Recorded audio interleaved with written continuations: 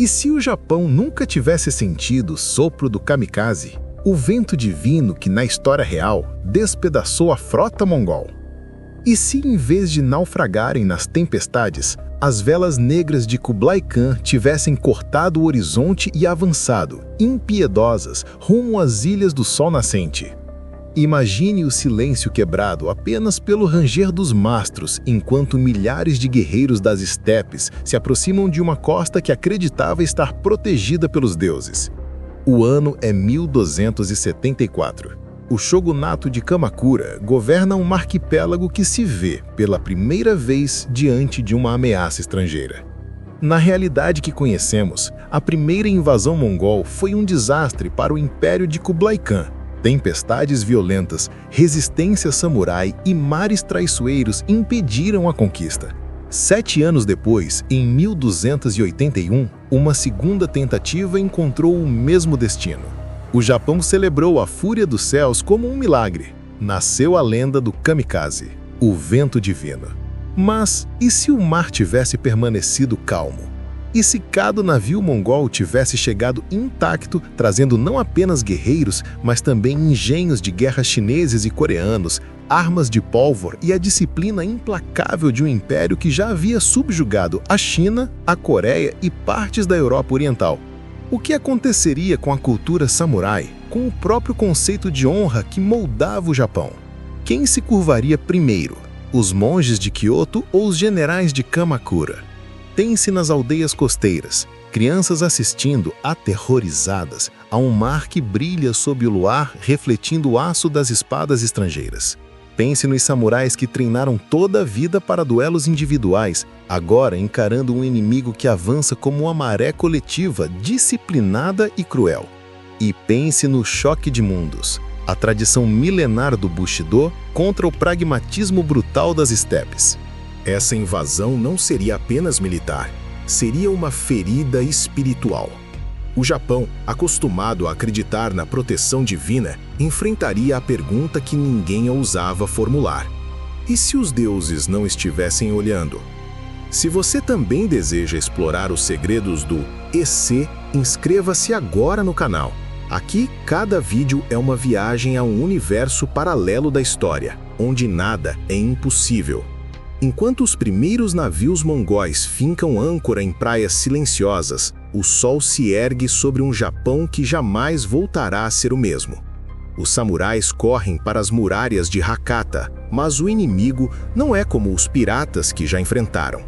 Eles trazem bombas incendiárias, arcos compostos de alcance quase sobrenatural e uma disciplina que transforma cada passo em destino. O Shogun Minamoto não sabe que, naquela manhã, o tempo deixou de ser aliado. Cada batida do tambor mongol ecoa como um presságio. Cada flecha disparada é o início de um futuro que, até ontem, parecia impensável. E quando a primeira cidade cai em chamas, uma nova história começa, uma em que o Japão talvez nunca mais seja japonês. Mas a pergunta que arde, ainda sem resposta, é: qual será o preço de resistir a um império que não conhece piedade? Prepare-se. O próximo capítulo revelará o primeiro choque entre as espadas samurais e a tempestade de aço mongol, quando a honra e o medo se encontrarão no campo de batalha. O amanhecer seguinte nasce em tons de cinza. A neblina do mar mistura-se ao cheiro acre de pólvora. O Japão, que sempre confiou na proteção dos ventos, desperta para um silêncio pesado, quebrado apenas pelo bater de tambores mongóis. As praias de Hakata, antes marcadas por pescadores e mercadores, transformam-se num cenário de guerra. As primeiras flechas cruzam o céu como se fossem meteoros. Não há aviso, não há ritual. Para os samurais acostumados a duelos formais, a realidade é brutal. O inimigo não espera, não se curva, não respeita códigos. Cada flecha traz consigo o peso de um império que já engoliu metade do mundo conhecido. O chão treme quando as máquinas de cerco chinesas são montadas, engenhos que nenhum japonês jamais viu, catapultando pedras em chamas que riscam o ar como cometas. Em Kamakura, o shogunato recebe relatos apavorados. Mensageiros chegam cobertos de poeira e medo. Não são homens, são uma onda, sussurra um deles, como se as palavras pudessem diminuir o terror. O conselho do shogunato debate em desespero, enviar reforços imediatos ou esperar a maré recuar. Mas a maré mongol não recua. Enquanto isso, nas vilas próximas, camponeses fogem pelas montanhas, mães apertam os filhos contra o peito, tentando abafar o choro para não atrair saqueadores. Os templos budistas, antes refúgio de paz, tornam-se fortalezas improvisadas. Monges que pregavam compaixão, agora empunham lanças. O país inteiro sente o peso de uma pergunta sufocante: onde estão os deuses? À beira do campo, um jovem samurai observa. Seu nome se perderá na história, mas seus olhos refletem o dilema de toda uma nação. Ele treinou anos para o momento do duelo honrado, mas o inimigo não oferece honra. Atacar em grupo, usar truques, para um guerreiro do Bushido, isso beira a heresia. Mas se não o fizer, sua família perecerá. A tradição ou a sobrevivência? A espada em sua mão pesa como nunca. Os mongóis avançam com frieza matemática. Fileiras perfeitas, passos em cadência, gritos de comando que cortam a brisa. Cada choque de aço é um trovão. Cada grito é um lembrete de que a história foi arrancada de seu curso. E então, quando a noite cai, o inesperado. Um destacamento samurai consegue capturar um oficial mongol. Um homem de olhar duro, ferido, mas ainda altivo. Ele nada teme, sorri mesmo em correntes. Antes de desmaiar, murmura algo que gela o sangue dos presentes. Este é apenas o começo. O Japão persegue que não enfrenta apenas um exército, enfrenta a própria ideia de inevitabilidade. Mas ninguém podia imaginar o que viria a seguir. Reforços mongóis já cruzam o mar, trazendo consigo armas de fogo mais letais, estratégias ainda mais impiedosas e um segredo que mudará para sempre o destino do arquipélago. No próximo capítulo, o cerco se aperta e a honra samurai é testada até o limite. Quando a tradição se torna uma prisão, o que resta a um povo para sobreviver? A lua cheia paira sobre Hakata como um olho indiferente. Entre as muralhas improvisadas, os samurais aguardam, mas a espera não traz conforto. Apenas um silêncio que pesa mais que qualquer grito. Do outro lado, o exército mongol ergue tendas e tochas que iluminam a noite como um segundo dia. O inimigo não descansa.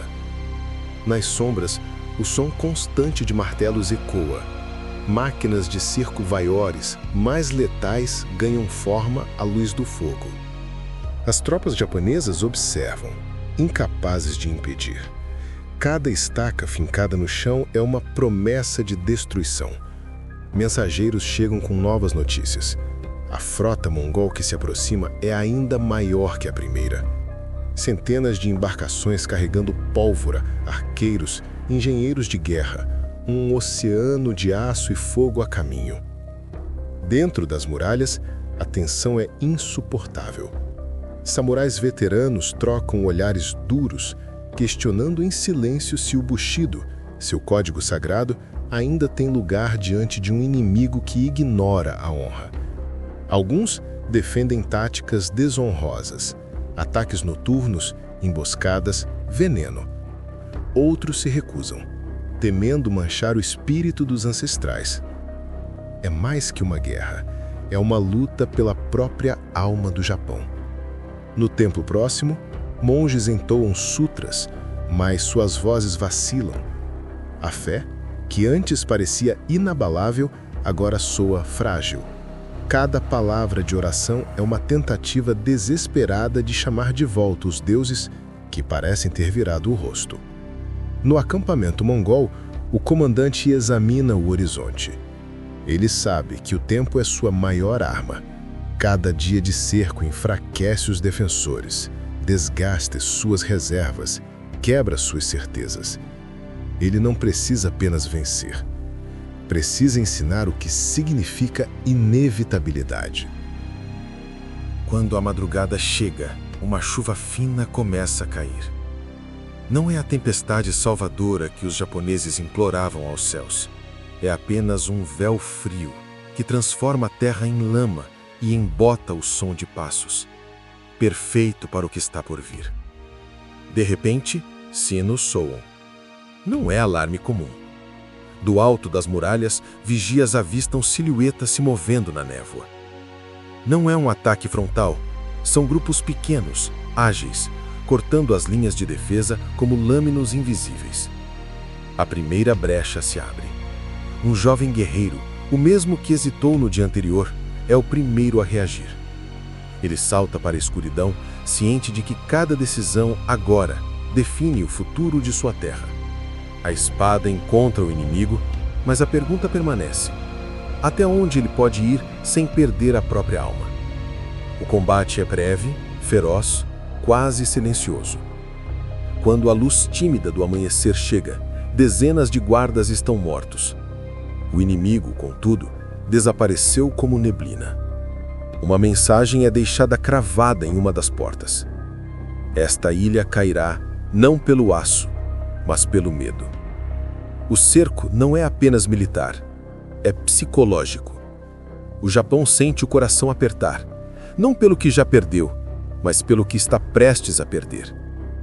E enquanto o sol se ergue sobre um mar que brilha em sangue e chuva, um sussurro percorre as fileiras japonesas. Kublai Khan, em pessoa, estaria vindo supervisionar a conquista. Mas ninguém podia prever a virada que essa presença traria. O líder do maior império do mundo carrega consigo mais que exércitos. Ele traz uma proposta que pode mudar para sempre a identidade do Japão.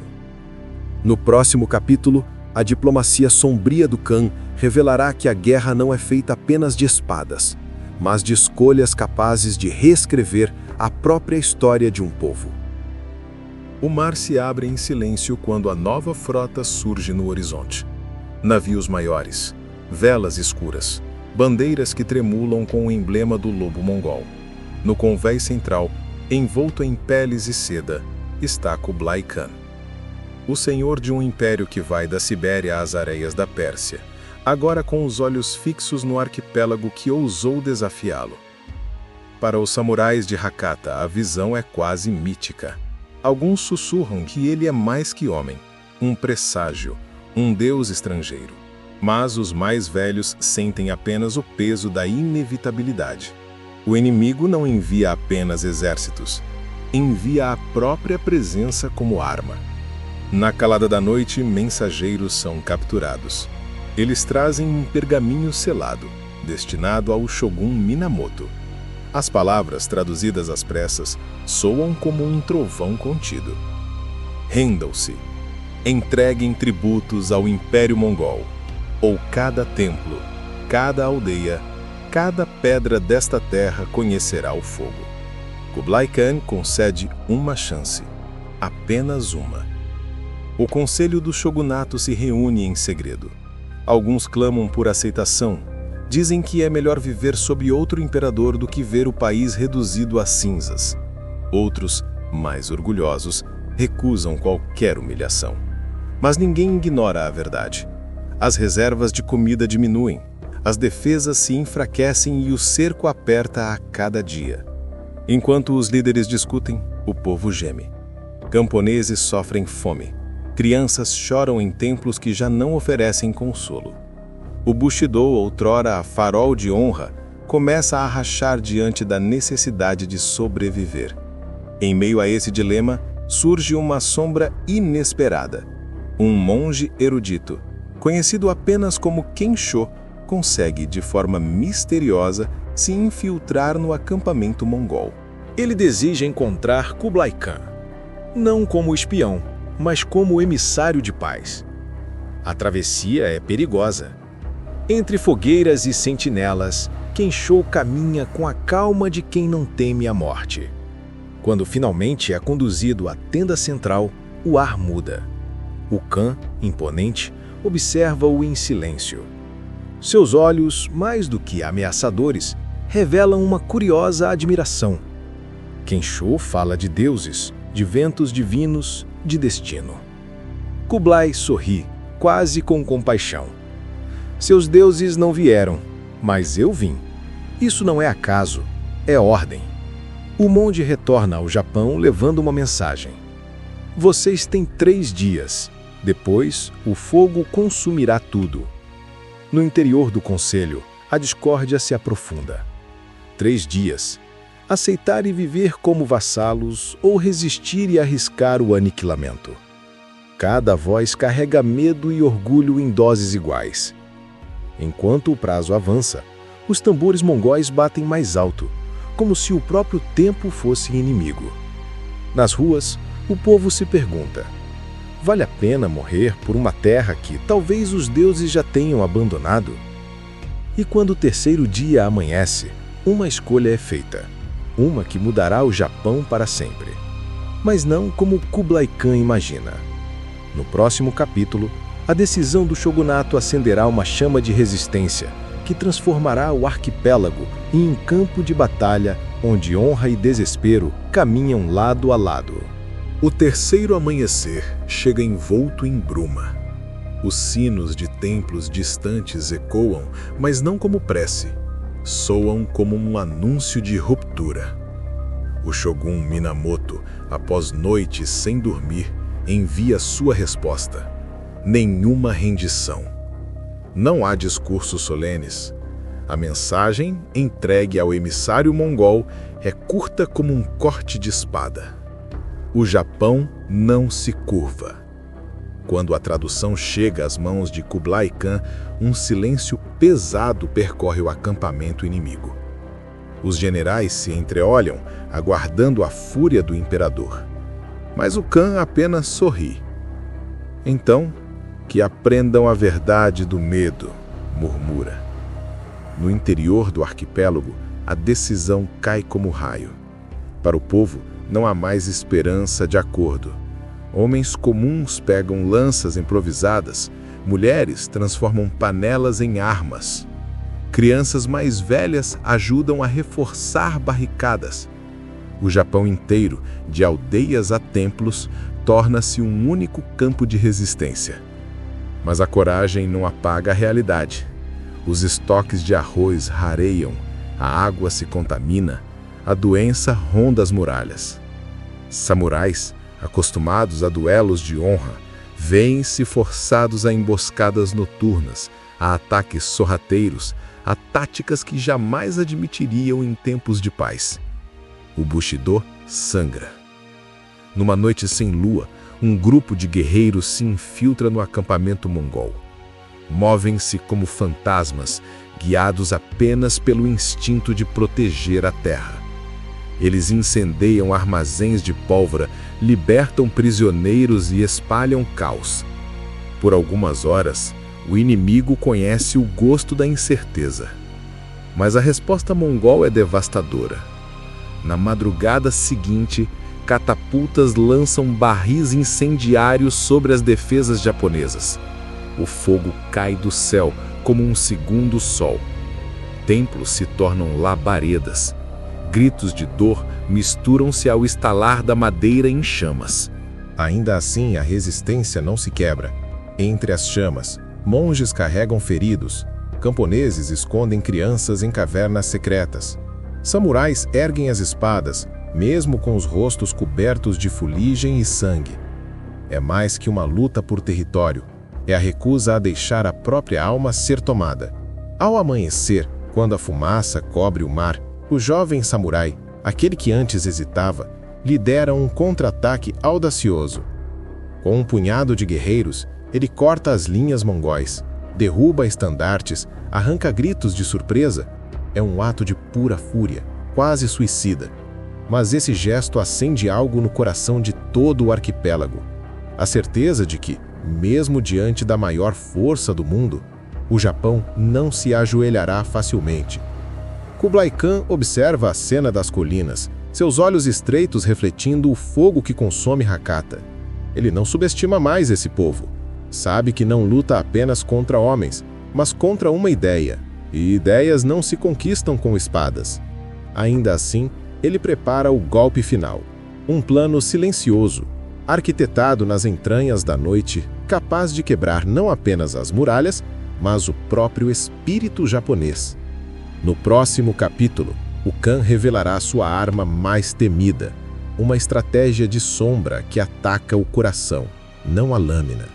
Quando o inimigo se infiltra na mente, quem consegue manter a alma intacta? A lua minguante lança um brilho pálido sobre o mar de tendas mongóis. Nenhum tambor ressoa, nenhum grito de guerra ecoa. O silêncio, dessa vez, é mais ameaçador do que qualquer investida. Dentro das muralhas de Hakata, os defensores estranham a calmaria. Alguns acreditam em milagre. Outros, mais atentos, sentem o frio da armadilha. O jovem samurai, agora líder de uma das últimas frentes, percorre os postos, inquieto. O inimigo não dorme, apenas respira diferente, murmura. Do outro lado, Kublai Khan põe em marcha um plano que não depende de espadas. Ele ordena que prisioneiros libertados, mercadores capturados e desertores, acidentalmente, retornem às linhas japonesas. Cada um carrega rumores, histórias de traições internas, de aldeias vizinhas que já teriam se aliado ao império, de mensageiros do shogun fugindo com tesouros. São palavras afiadas como lâminas, projetadas para semear desconfiança. Logo, dentro das muralhas, a unidade começa a rachar. Soldados acusam líderes de esconder comida. Camponeses apontam samurais como culpados pela fome. Velhas rivalidades entre clãs ressurgem, alimentadas por sussurros que ninguém consegue rastrear. O medo torna-se o inimigo mais mortal. Enquanto a paranoia cresce, o Khan avança outra peça. Espiões mongóis, disfarçados de pescadores locais, infiltram-se nos vilarejos afastados. Eles espalham fogo em celeiros, envenenam poços, deixam sinais de maldição para parecer obra dos próprios deuses. Cada ato é uma mensagem. Não há refúgio seguro. Dentro do templo principal, o monge Kensho, que outrora falara face a face com o Khan, percebe o veneno invisível. Ele tenta alertar os líderes. O verdadeiro ataque está em nossos corações. Se desconfiarmos uns dos outros, a vitória deles é certa. Mas suas palavras encontram ouvidos cansados e mentes desconfiadas. Numa noite de vento gélido, o jovem samurai testemunha o impensável. 2 clãs aliados entram em confronto dentro das próprias muralhas, espadas contra espadas, como se os mongóis já tivessem vencido. O chão, que deveria ser sagrado, se tinge de sangue japonês. Lá fora, o exército mongol observa em silêncio, como caçadores diante de presas que se destroem sozinhas. Para Kublai, não é pressa, é paciência. Ele sabe que a mente quebrada é mais fácil de subjugar que qualquer fortaleza. Quando o amanhecer enfim chega, Hakata parece ter envelhecido um século. As fogueiras internas ainda ardem. O cheiro de medo é mais forte que o da pólvora. E é justamente nesse momento de fragilidade que o Khan ordena a próxima fase. Um ataque total, sincronizado com a maré alta e o coração dividido de seus inimigos. Mas ninguém imagina que, no meio do caos, uma inesperada aliança está prestes a nascer. Algo capaz de reacender a esperança e transformar o destino de todo o arquipélago. No próximo capítulo, quando antigos rivais se unirem em um último ato de desespero, a batalha deixará de ser apenas pela terra. Será pela própria essência do que significa ser japonês. A madrugada seguinte desponta com um vento áspero que corta a pele. Entre os escombros e a fumaça de Hakata, 2 figuras se encontram em silêncio.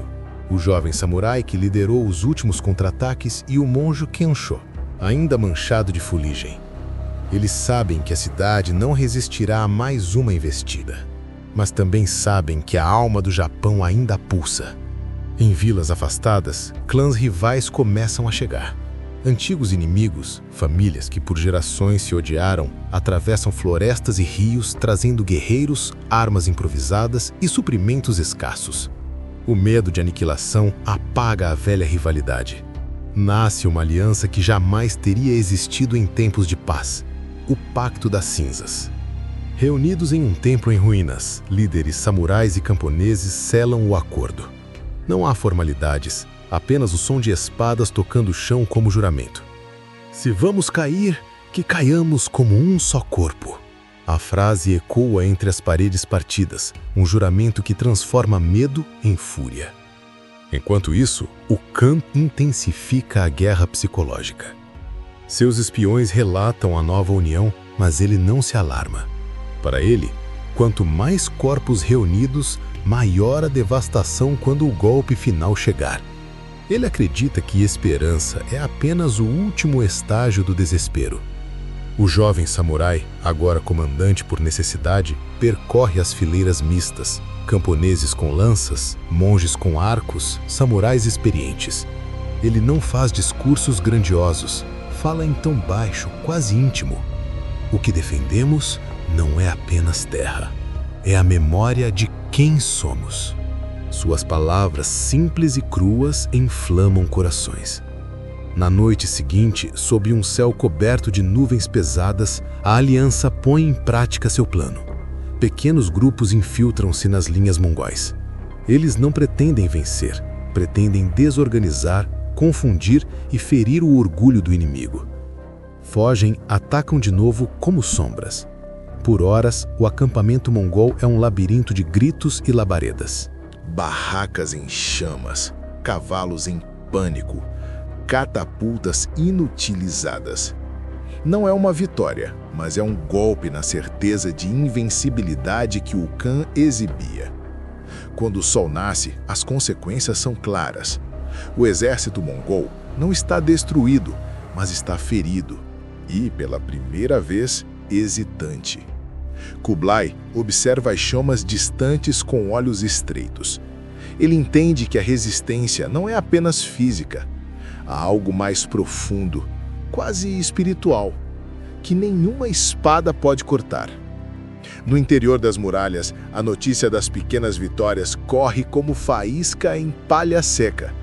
Crianças sorriem pela primeira vez em semanas. Monges cantam hinos que soam mais como rugidos de guerra. A esperança, frágil mas real, reacende. Mas a tempestade maior ainda se forma no horizonte. Novas embarcações mongóis surgem ao longe, reforços que dobram o tamanho da frota. O mar inteiro parece um exército. E então, como se o próprio destino decidisse intervir, o céu escurece de forma estranha. Nuvens densas, vindas do leste, carregam um rugido que não é de guerra, é de natureza. No próximo capítulo, a força que ninguém controla, nem Khan, nem samurai, entrará em cena, provando que, em meio a impérios e espadas, a maior arma sempre pertence ao próprio mundo. O horizonte, antes riscado por velas e lanças, de repente se torna um mural de sombras. Nuvens negras se erguem como muralhas vivas, engolindo o amanhecer. O ar muda. Denso, elétrico, quase metálico. Os próprios pássaros fogem para o interior, pressentindo algo que nenhum guerreiro pode deter. Nas muralhas de Hakata, o jovem samurai ergue o olhar. Por um instante, esquece a guerra. Há algo ancestral naquele céu, algo que nem os deuses do Japão, nem os espíritos das estepes podem reivindicar. O vento sopra primeiro como um sussurro, depois como um rugido. Bandeiras se contorcem, tochas se apagam, o mar começa a espumar com violência. No acampamento mongol, generais correm entre as tendas. Navios ancorados se agitam como brinquedos, cordas se rompem, mastros rangem. Kublai Khan, em seu posto elevado, observa com a calma de quem já enfrentou tempestades, mas um lampejo de dúvida atravessa seu semblante. Esta não é uma simples mudança de clima, é algo maior. Chuva densa cai em cortinas intermináveis, ondas se erguem como montanhas, arremessando embarcações umas contra as outras. Relâmpagos cortam o céu em veios de fogo branco. revelando por frações de segundo o caos absoluto. Navios quebrando, homens gritando, cavalos arrastados para o mar. Do lado japonês, a tempestade não é apenas destruição, é sinal. Monges caem de joelhos entoando cânticos em meio ao vento ensurdecedor. Para eles, o kamikaze, o vento divino, finalmente se manifestou. Não para proteger um império, mas para provar que o mundo não pertence a nenhum conquistador. O jovem samurai, coberto de chuva, sente a fúria da natureza como um chamado. Não há vitória em seu coração, apenas uma estranha reverência. Ele compreende, a batalha maior nunca foi contra o Khan, mas contra a arrogância humana diante do indomável. Quando a manhã enfim rasga a noite, o mar é um cemitério. Centenas de navios destruídos, corpos e destroços flutuam como sombras silenciosas. O exército mongol, que parecia infinito, está fraturado. Os que sobrevivem recuam, desorientados, levados por correntes que não conhecem piedade. Mas a tempestade deixa cicatrizes profundas também em terra. Vilarejos costeiros são arrasados. Campos de arroz transformam-se em lagos de lama. O Japão, mesmo salvo da invasão, pagou um preço amargo. No acampamento devastado, Kublai Khan contempla o mar com olhos sombrios. Ele não é homem de aceitar derrota, mas compreende, pela primeira vez, que há forças que nenhum exército comanda. O império mais vasto do mundo curva-se, mesmo que em silêncio, ao poder de um céu em fúria. Dentro das muralhas, o Pacto das Cinzas assiste ao inimigo se afastar. Não há gritos de triunfo, apenas respirações contidas. Eles sabem que a guerra externa termina, mas a interna, a que dilacerou clãs e crenças, ainda arde. E é nessa calmaria inquietante que o jovem samurai e o monge Kensho se encaram, sabendo que a próxima batalha não será contra estrangeiros, mas contra as sombras deixadas em cada coração. No próximo capítulo, quando a tempestade se acalmar, surgirá a pergunta que nenhum guerreiro pode evitar: como reconstruir um país que venceu sem ter realmente vencido? O sol retorna pálido, quase tímido, sobre um Japão coberto de destroços. O mar, que engoliu o maior exército do mundo, agora devolve lentamente os restos da fúria. Pedaços de mastros, corpos inchados, armas enferrujadas. Nas praias, homens e mulheres caminham em silêncio, recolhendo o que o oceano decidiu largar. Não há cânticos de triunfo. Há apenas um vazio que ecoa mais alto que qualquer grito de guerra. O jovem samurai, exausto, sente o peso de uma vitória que não parece vitória. Ele observa as aldeias queimadas, os campos de arroz arruinados, as famílias que perderam mais para a tempestade do que para a espada. Os deuses, se é que vieram, cobraram um preço cruel. No interior, clãs que antes se uniram sob o Pacto das Cinzas já voltam a disputar território e recursos. A aliança que resistiu ao Khan começa a se dissolver como cinza ao vento.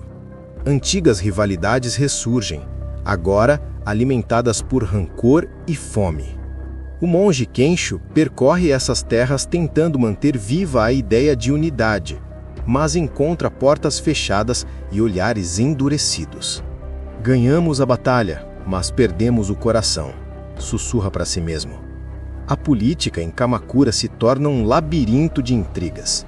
Alguns líderes clamam por isolamento total, fechar os portos, temendo um novo ataque. Outros querem abrir-se ao comércio, acreditando que o Japão precisa aprender com um mundo que quase o conquistou. Cada proposta soa como uma ameaça a quem vê na pureza da ilha a última fortaleza da identidade. Enquanto isso, rumores se espalham.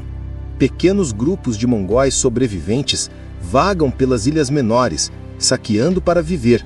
Alguns camponeses juram ter visto navios estranhos ancorados em baías isoladas, como fantasmas do exército que o mar não terminou de engolir. O medo não partiu com a tempestade. Ele ficou, dissolvido no ar. O jovem samurai carrega em si a maior das cicatrizes, a dúvida. Teriam vencido por coragem ou apenas porque a natureza interveio? Sua honra, moldada no Bushido, vacila. Se a vitória não foi conquista, mas acaso, o que significa ser guerreiro? Numa noite fria, ele encontra Kensho diante de um templo semi-arruinado. O monge olha para o céu limpo, sem nuvens. Talvez o vento divino não tenha vindo para salvar, mas para ensinar, diz em voz baixa. Ensinar o quê? Pergunta o samurai. Kensho demora a responder. Que nenhum império, nem mesmo o da mente, é eterno. Que a força não está em vencer, mas em permanecer humano depois da tempestade. As palavras pairam como uma nova forma de batalha. O inimigo agora é interno, a tentação de esquecer, a ânsia por vingança, o orgulho ferido. O Japão precisa decidir que tipo de nação será após ter enfrentado o impossível. No horizonte, o mar parece tranquilo, mas todos sabem que a tranquilidade é apenas aparência. A história não termina com a maré baixa. Ela recomeça, sempre, com cada respiração. No próximo capítulo, o desfecho dessa jornada revelará não apenas o destino de um arquipélago, mas a lição eterna de um povo que descobriu que vencer não é dominar, é sobreviver. A brisa do outono percorre as montanhas como um sussurro de fantasmas. O Japão respira, mas não em triunfo, respira em luto. Os campos devastados pela tempestade lembram que a natureza, e não a espada, decidiu o destino da guerra. Cada aldeia carrega cicatrizes, casas reconstruídas às pressas, templos queimados, famílias partidas. O jovem samurai caminha pelas estradas de terra, agora sem armadura. Sua espada permanece embainhada não como sinal de paz, mas de introspecção. Ele se pergunta se a honra ainda tem o mesmo significado. Não lutaram até o fim? Ou apenas sobreviveram porque o céu interveio? A linha entre coragem e acaso se torna um véu que ele não consegue atravessar. Em Kamakura, o shogunato debate o futuro. Alguns defendem erguerem muralhas maiores, treinar exércitos mais vastos. Outros pregam isolamento, temendo que o mundo exterior traga novas tormentas. E uma minoria, ousada, sugere aprender com o que viram: a pólvora, a estratégia coletiva, o comércio com terras distantes. O Japão está diante de uma escolha que moldará séculos: permanecer fechado como uma fortaleza de orgulho ou abrir-se ao desconhecido para não ser surpreendido outra vez. O monge Kensho percorre vilarejos levando uma mensagem que poucos querem ouvir. A verdadeira vitória não é contra o Khan, mas contra o medo que ele plantou em nós. Alguns o chamam de visionário, outros de tolo, mas suas palavras começam a se infiltrar como raízes silenciosas no coração de jovens e velhos. Certa noite, sob um céu limpo, o samurai encontra Kensho à beira do mar. Ambos fitam o horizonte onde o oceano parece infinito. O vento divino salvou nossa terra, mas não nossa alma, diz o monge. Então o que resta para nós? Resta lembrar e escolher, sempre escolher. O som das ondas ecoa como um juramento. Não haverá esquecimento. Cada família transmitirá aos filhos a memória de quando o império mais vasto do mundo foi detido não por muralhas, mas por um poder maior que qualquer rei. E com essa memória virá uma pergunta eterna: o que é força? O aço da espada? A astúcia da mente? Ou a humildade de saber que nada é permanente?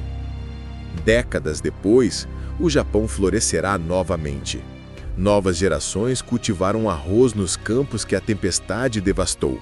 Mas, em cada festival, em cada cântico, haverá o eco de uma história que quase se perdeu. O dia em que o céu rugiu mais alto que exércitos e lembrou aos homens, mongóis e japoneses, que o mundo não pertence a ninguém. E assim, o jovem samurai, agora um ancião de cabelos brancos, contará aos netos: não fomos salvos porque éramos os mais fortes. Fomos salvos porque aprendemos a resistir ao medo e a ouvir o vento. O oceano devolve sua última brisa, carregando o som de tambores que se apagaram, mas nunca foram esquecidos. O Japão permanece, não como reino intocado, mas como testemunha de que a verdadeira vitória não é conquistar, mas continuar. Se essa jornada pelos caminhos do "e se" fez você refletir sobre o poder do acaso e da coragem, inscreva-se agora no canal. Aqui, cada história é uma porta para universos paralelos, onde a pergunta nunca é apenas o que aconteceu, mas o que poderia ter sido.